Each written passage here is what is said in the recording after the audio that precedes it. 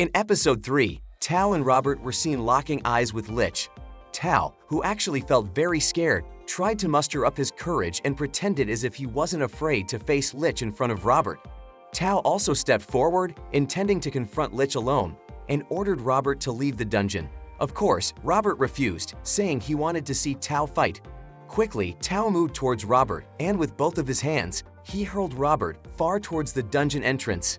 Tao was forced to do it, even though it might cause some of Robert's bones to break, but it would be better than him dying. Lich then began to attack Tao with his magical powers. Tao could only dodge Lich's attacks. In his heart, Tao was still puzzled why a Lich could appear in such a low-level dungeon. Even adventurers with level A were struggling to face it. Tao intended to at least buy some time so that Robert could get out of there. On the other side of the dungeon, Robert, still casually tossed due to Tao's earlier throw, but actually, he still wanted to ask Tao about Ki and the dungeon. Robert then summoned his magical shield to stop the throw. After stopping, Robert felt confused why Tao drove him away. He was still wondering whether he should return to Tao or just go home. Robert wanted to ask Grimm's opinion, but when called, Grimm didn't respond. Looking at Grimm in his palm, he looked listless and seemed to have passed out. With his eyes still closed, Grimm asked for help for Robert to go back to the palace immediately. Of course, that made Robert worried. Inside the dungeon, Tao was fighting against Lich. She looked battered, feeling like she didn't stand a chance to win. Tao thought that Robert could already escape, so she decided to retreat too. As she tried to withdraw slowly, suddenly Lich said that the move used by Tao was Kijutsu. Lich also explained that the technique originated from another country, and he had eaten people who used Kijutsu before. Of course, Tao was surprised to see Lich communicating. Lich also explained that he had been devouring the souls of adventurers since ancient times, and he had their knowledge in magic techniques.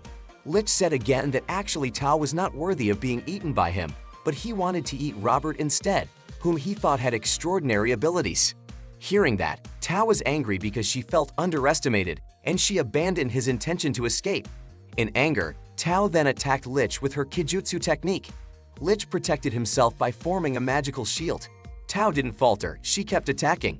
She said that she had been practicing Kijutsu every day, even when she was only 5 years old. Tao, in her rage, continued to blindly attack Lich, until finally, her attack managed to penetrate Lich's magical shield. Tao used his Kijutsu excessively, so now she felt very exhausted. Tao could no longer move, not even able to move a finger. Unexpectedly, Lich was still alive and now stood behind Tao. He said that his magic technique was far superior to Tao's, which was why Tao lost. Now, Lich launched his magic attacks towards the defenseless Tao, intending to finish her off. Fortunately, Robert was by Tao's side, shielding her with his magical shield. Now, Robert wanted to defeat Lich.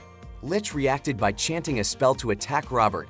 At that moment, Robert emerged from his shield and swiftly leaped behind Lich. Lich was astonished, puzzled how Robert could move so fast.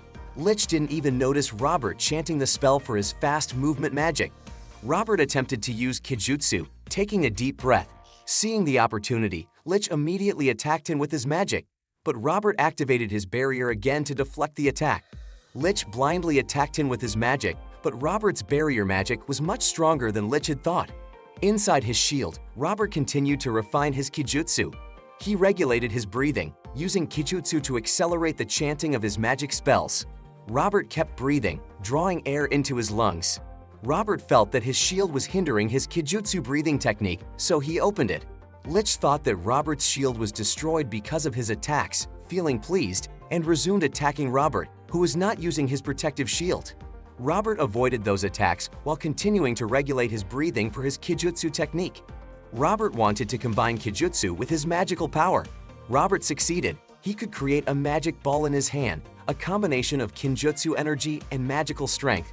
With this technique, he could easily deflect Lich's magical attacks. Robert then unleashed a spinning magical disc, thinner, utilizing his new technique. With its thinner form, its attack range extended further. Robert relentlessly launched his new technique's attacks towards Lich.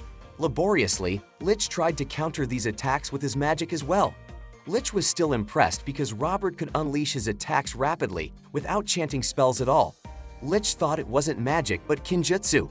Robert's attacks finally grazed Lich's face a little, but it wasn't fatal. Now, Robert prepared an even more powerful attack until he felt his new technique was perfect. Robert then unleashed his attack towards Lich. Lich anticipated the attack by forming a shield, but it wasn't enough to stop it. Robert's attack successfully split both the shield and Lich's body in two. Lich was defeated. With a wide grin, Robert told Tao that he had done it. With sparkling eyes, Tao looked at Robert with joy and admiration. Robert and Tao then headed towards the treasure chest in the dungeon. When they opened it, it turned out the contents were not as expected. Inside the chest, there was only an old knife. However, Robert believed that there must be magic power within it. Robert decided to keep it anyway. After that, the chest closed by itself and sank into the ground. Tao explained that it would happen like that when the contents of the chest were taken. The dungeon would then disappear. Robert thought of it like a lizard dropping its tail, letting its tail be taken while it escaped. Robert also thought that the core of the dungeon was actually the chest itself. That's what Robert thought, so he decided to pull and take the chest. Tao was already panicking and kept urging Robert to run away because the dungeon was starting to collapse. Fortunately, both of them managed to survive, and when they reached outside, the dungeon closed and sank into the ground. Tao now knew that Robert was a wizard, and she acknowledged that Robert had extraordinary abilities. Tao asked why, in the final moments, Robert chose to fight only with Kenjutsu, not with magic techniques. Tao, somewhat embarrassed, thought that Robert did it on purpose for her, who had been belittled by Lich. But Robert replied that he did it just because it looked fun. Tao was disappointed, but she had suspected Robert would answer like that. While they were chatting happily, Robert suddenly remembered that he had to hurry home. As Robert began to prepare to fly, Tao told him that his final attack was a secret Kenjutsu technique called Ki Blade, a technique that even Tao couldn't do until now. Tao told Robert that she would train even harder until she became a cool woman. Hearing that, Robert became even more enthusiastic. He loved everything about it and wanted to keep growing and developing together. Robert then soared into the air, heading home to the palace. After Robert left, Tao said to herself that she would continue to strive to become a woman worthy of Robert. But then, Tao realized that she didn't have any contact information to reach Robert. Robert flew quickly to reach the palace, transforming himself back into his original form, Lloyd. Upon arriving at the palace, Lloyd immediately checked his room and asked about Grimm's condition. Grimm was seen lying on the floor of his room, bruised and battered. He complained about Silpha, who had beaten him badly earlier. Grimm felt very depressed because even though he was actually a demon, he seemed powerless against a maid named Silpha.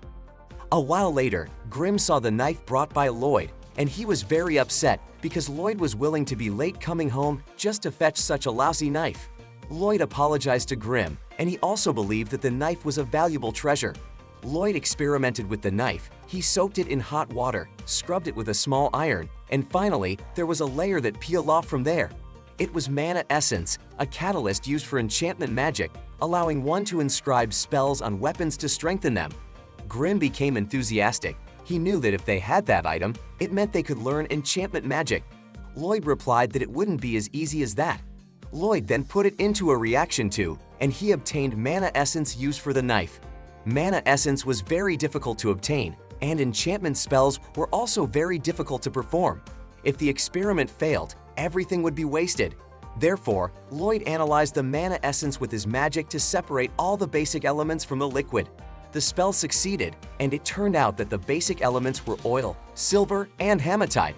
Seeing those elements, Grimm saw that hematite was very difficult to obtain and also very rare because it came from shattered demon stones. Fortunately, Lloyd had rocks from the dungeon, which they might be able to use. The rest, oil and silver, as well as plenty of weapons. They looked very excited to collect those materials.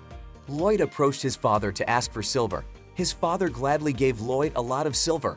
His father thought that Lloyd was a very humble child because he only asked for silver, not gold.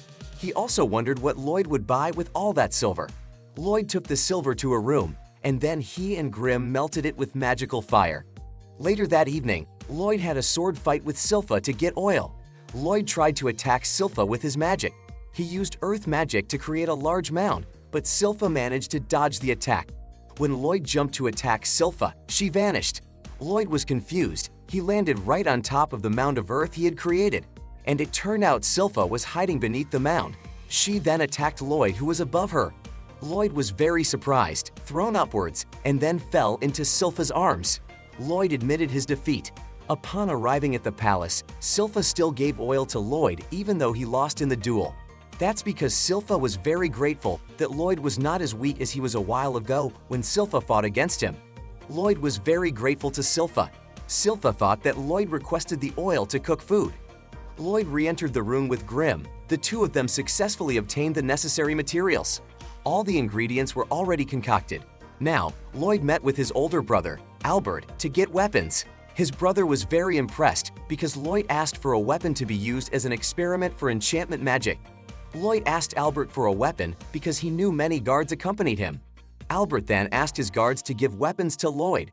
There were many weapons they collected, but the guards were sad because they had to give up their weapons for the experiments conducted by a child. Back in his room, Lloyd, assisted by his clone and Grim, was enthusiastic about making those weapons stronger. Diligently, Lloyd inscribed many spells onto the weapons. The first weapon was destroyed because it couldn't withstand all the spells Lloyd wrote. Lloyd didn't give up. He wrote various spells onto the other weapons. Some failed and some succeeded.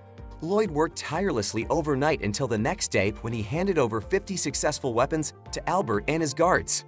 Meanwhile, 70 other weapons failed and were destroyed. Holding one of the successful swords, Albert thought to himself that even a first-class enchanter only had a success rate of about 10%. Albert thought that maybe his younger brother had talent far beyond what he had imagined. One of the guards there underestimated Lloyd, saying he didn't believe his weapons were stronger now. He said this as he put the sword back into its sheath, but he was surprised to find that the sheath had split. He thought maybe the scabbard was already damaged. Albert was intrigued by one of the swords emitting green light. Albert took it and felt there was power in the sword. Lloyd, seeing this, said he wanted to see the sword in action during a fight. Albert was enthusiastic. He said he would soon be tasked by his father to hunt monsters. Albert invited Lloyd along. Of course, Lloyd was very happy to hear that.